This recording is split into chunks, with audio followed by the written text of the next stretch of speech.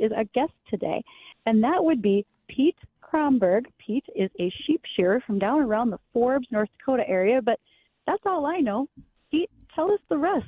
What you do, and did I get the town right? Yeah, I live down in Forbes, raise sheep and cows, and shear a few sheep. I try not to spread the sheep shearing part around too much because then I start getting phone calls. So there's a lot of demand for it. So. Apparently, are we giving you bad advertising if we're telling the world that you're great at sheep shearing? Oh, I'm not great at sheep shearing. I'm very average. So I'm terrible. I can't do it. The great ones are much better. Are much better. But no, the difference between me and like the best in the world is night and day. It would take probably 4 or 5 of me to match one of those guys. And that's okay. I'm okay with that. So. Well, we got lots of questions for you, Pete. And the first one I'm going to kick off with is, how long have you been raising sheep and cattle, and what led you to shearing? Was it hard to find someone to do it, so you started doing it yourself, or just kind of give us the background? Oh, well, we've had sheep and cows my whole life. No, my dad sheared sheep for a lot of years, and I was just lucky enough to be born into it, I guess, mostly. But it's something that actually pays pretty well. I don't shear a lot of sheep, but it does pay pretty well. As far as what led me into it, when I was in college, I realized I really didn't like what I was going to school for. So I changed course a little bit and I started raising sheep with my dad. And sheep shearing's kind of an easy way to make a little bit of extra money. And it's a great workout. Like I think it's probably the most physically intense activity known to science. It'll make you all kinds of tough. So we had some parents-in-law, their neighbors do a bunch of sheep shearing, and yeah, it's a lot of work, and it's really hot work as well. And you had mentioned that you don't shear a lot, but in weight, what does not a lot look like? Because wool gets heavy. By head, you mean? Yeah. Oh, no, no, I was referring to the number of head I shear. I don't shear very many in a year. You know, there's guys that shear 30,000 plus a year. Holy cow. I shear maybe, a little over 1,000 or, somewhere in there. And Pete, for our viewers, it's not a lot. Yeah, for our viewers, when you say, well, it's a great workout, explain how. Because most people are probably thinking, well, you just shear. Yeah, it's like shaving your head off. Yeah, how hard is that? But so explain how why is it such a good workout? Well, you've got an animal that's about 180 pounds, and you're essentially wrestling it all day. There's a ton of technique involved, which doesn't look like it. I was talking to a guy here this spring, and he tried to shear his own sheep. He decided he was going to shear his own.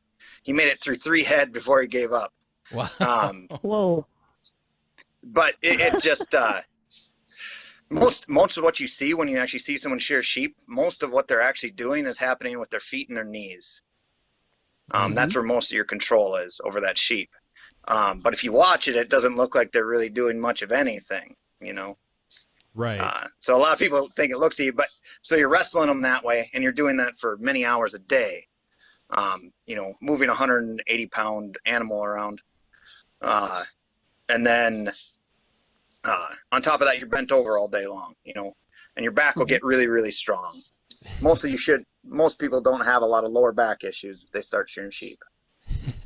And how much wool do you get off of a sheep? I mean, I know that it gets heavy, especially if you do a bulk amount of them, but how much wool can you get off of one? 8 to 12 pounds a piece, about. Wow. That's pretty normal. It's a good amount. So somewhere in that range. So if you're able to do a couple hundred, I mean, that adds up pretty quick. Yeah, it'd be a couple hundred would be, 2,000 pounds, about a ton. And how long does it take for their coat to grow back where they have to be sheared again? It depends on sheep breed.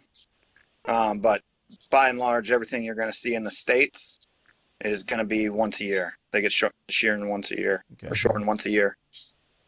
So is there anything? Oh, sorry, Bridget, go ahead. What time of year do you do that? Because with this cold front that's moving in, you probably wouldn't want to be shearing right now, or how does that work, Pete, for timing? Mostly, well, there's different variations on it, and some of it has to do with management. But for the most part, you want to be like, say, about 3 weeks before lambing is when you want to do it. That's pretty optimal. Oh.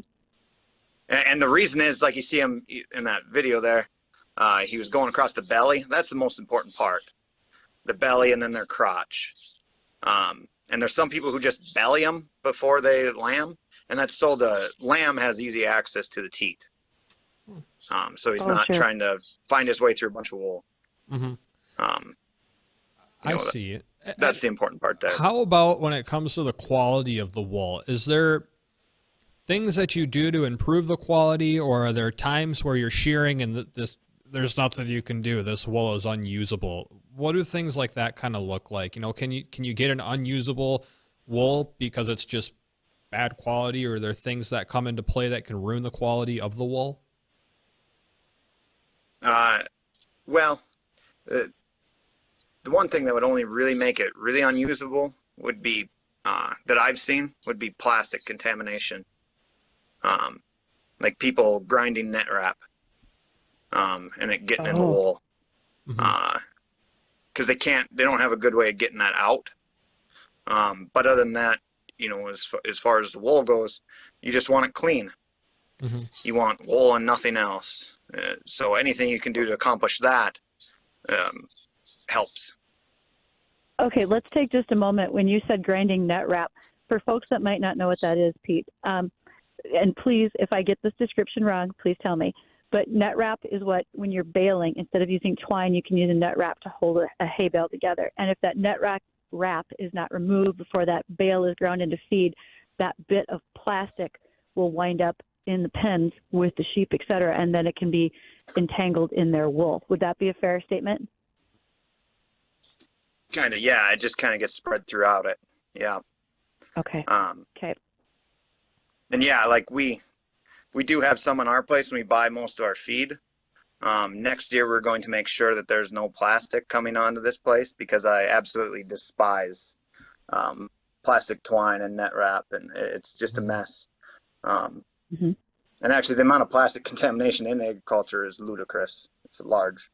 And I don't know why. Like it's foolish in the short term, and it's really nuts in the long term.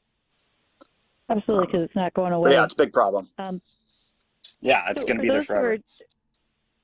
For those who might be just joining us, we are spending some time visiting with our guest today. That's Pete Kronberg. Pete raises sheep and cattle. He's down by Forbes, North Dakota. But we're also talking about sheep shearing, because that's a bit of a lost art. We don't see it very often. And Dean and Justin and I are going to come back here after we take a moment to listen to some commercials. And when we come back, we will have more questions. And welcome to Weather and Ag in Focus here on WDAY. So glad to have you joining us for the afternoon.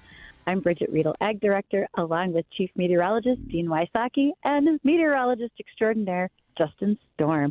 And our guest today, Pete Kronberg. Pete raises cattle and sheep down near Forbes, North Dakota, and in the free time, shears sheep. And we've got lots of great sheep questions for you here, Pete. And one of mine is, where does the wool go after you shear those sheep? Where is a delivery point that you can take it? Because also, it's not necessarily a perishable item, so how long can you store wool before you take it somewhere to sell? I'm not for sure how long you can actually store wool, but it's quite a while. Several years, if conditions are right.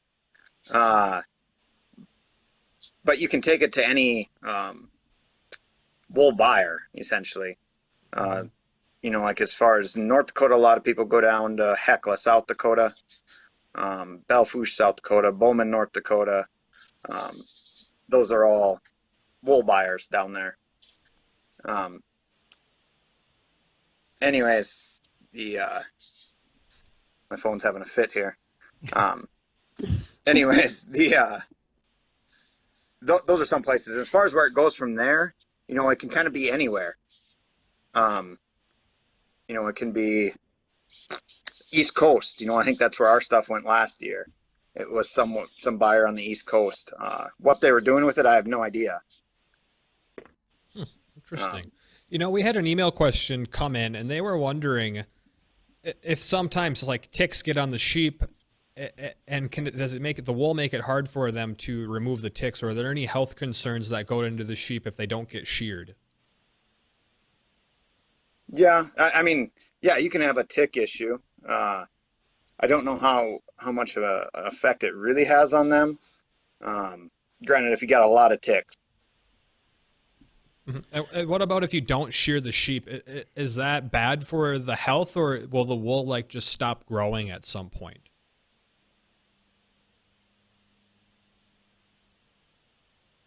And I think that we maybe might have just lost Pete, so we'll try and get Pete reconnected here, because got to get those email questions answered for our listeners. I've got one that came in saying, I've heard if you set a sheep on its tail, it can't move. Right, I've heard that too. Have you? And I have seen videos from Australia that sometimes the wool gets really thick, and other little critters could be in there. Like sheep shearers have found small snakes or something when a sheep is lying down and it just burrows into the wool. So I really want to hear a little bit more about what that might be like. I would like to know how. Go ahead. How would you get a sheep to stand on its tail? Yeah. Well, it looks like we got Pete back, so we can ask him all those questions. And right. I think where we left off. Oh, no worries. Tech stuff happens from time to time. I think where we left off before we got disconnected there was, are there any health concerns to sheep if they don't get sheared? Will the wool just keep growing? Will it become so much where there's too much weight and it becomes immobile, or does that wool just stop growing after it reaches a certain length? No, it'll just keep growing. It's just a different type of hair. It just keeps growing. Mm-hmm. And yeah, it can be an issue. That takes a lot of wool, though. A couple years of wool, they'll probably be all right. Interesting. All right, and Pete, we have an email here from one of our listeners saying that they heard that if you set a sheep on its tail, it can't move. Is that true? Well, kind of. Okay. That's actually how you shear them, like you see it right in some way. Most of what you're doing is they don't have any traction. Mm-hmm. When they set a sheep up on their tail, their feet can't get a hold of anything. Gotcha. So you've got them at a disadvantage. Mm-hmm. And that's pretty much all of what shearing is. It's just a technique to keep give the sheep less power so they don't whip you quite so bad. Because when they do get their foot on something, it's a bad day. Yeah, because they're strong. They'll beat you every time. Right. Have you ever had any injuries from shearing sheep? Nah, cut myself a few times. You get kicked, especially if you're in the wrong place at the wrong time. I got kicked up in the nose once. Oh. Kicked in the crotch a few times. So what kind of power do these animals have? I mean, you get kicked by a horse, that potentially is just game over. But how strong do these sheep get? Can they do some damage? If you get caught the right way, I mean, are you gonna like break an arm or something if they kick you right? Well, when you're shearing, the biggest danger would be them kicking that handpiece mm-hmm. and that flying. So you got to be real careful with that because those are razor sharp. But no, yeah, like if you see a video online with a little kid getting headbutted, the sheep can kill people. A sheep buck can kill a bull. Mm-hmm. I mean, they're made to hit, and they're really good at it. Wow. That's really not an issue when you're shearing. Right. But if you're feeding them, yeah, I see. They hit hard.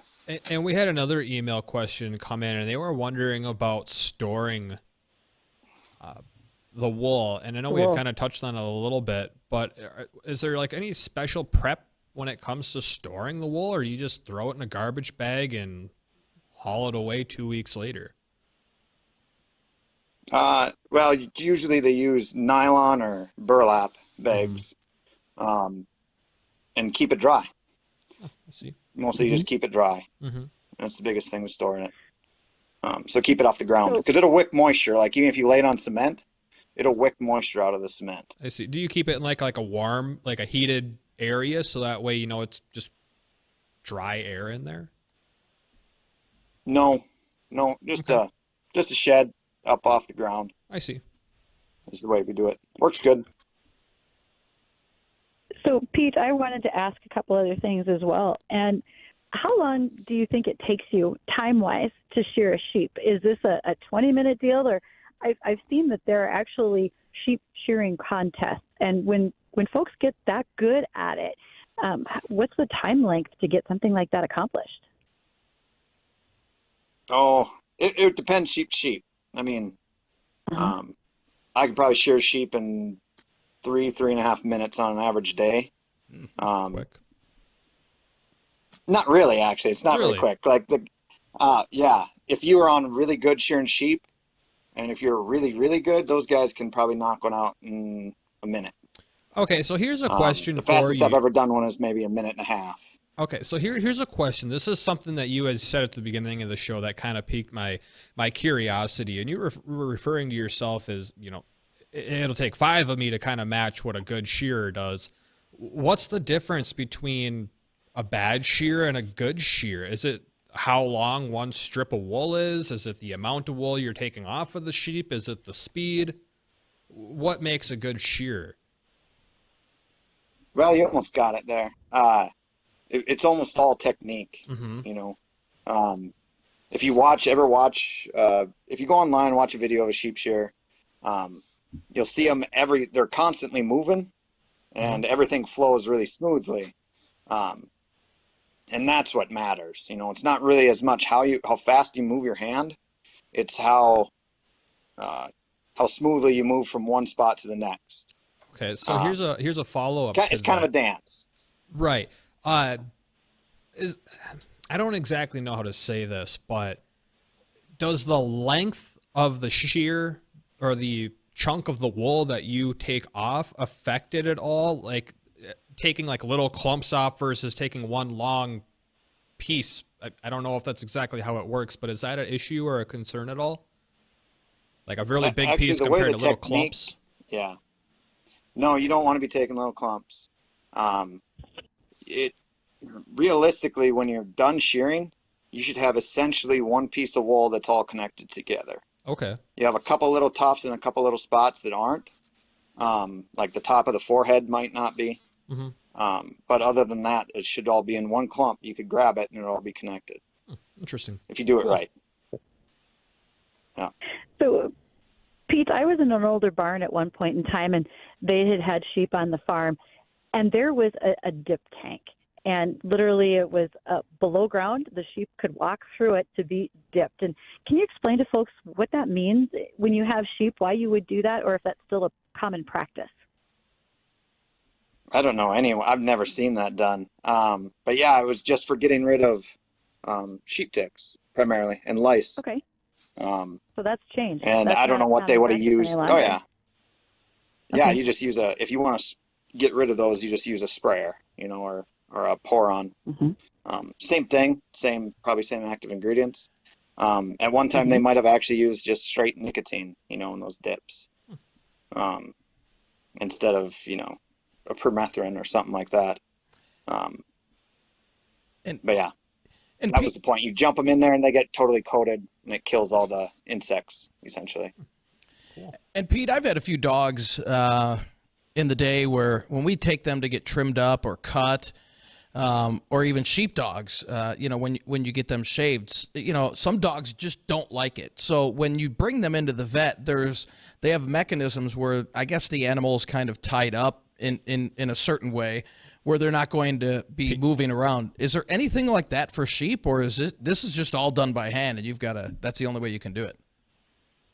Just a sheep shearer's technique mostly. Yep. Some people put them on a stand, like a show thing. They'll put them on a stand. That's incredibly slow and not very effective. Gotcha. But yeah, that's all taken care of with your technique, with your feet, your knees, and your left hand if you're a right-hander. Right. That controls all of that. Another question coming in here. Does the sheep's diet affect the wool at all? Does it make the wool stronger or not as strong, the quality? Yes, and I have no idea how. Except I do know one part. I do know one part of it. So there's not a lot of research on it. But one part of it is the better quality of the diet. Generally, the longer the more wool they'll grow. So it'll be a longer staple. Mm-hmm. And it'll also get coarser. So its diameter will get larger. Which is actually a lower quality. We'll make it lower quality. But that's about all I know as far as diet, and there's going to be a lot of other things that come into play there, minerals and whatnot, and as far as how much lanolin they have in the wool, the strength of it. There's a whole bunch of different metrics for wool actually, and I don't know a ton about them, and not many people know much. There's a few people in the country who do, but yeah, Well, that's hard to say. Answer. I can tell you right now, Pete, you have given us far more knowledge than we ever had at the beginning, and thank you so kindly for joining us.